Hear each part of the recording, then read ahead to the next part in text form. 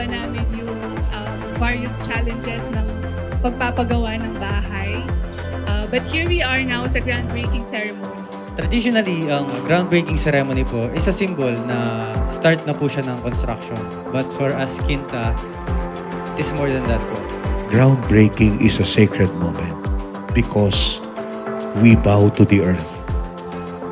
The earth is God's creation. Nobody created the earth. Nobody. The earth directly comes from God, the creator of all.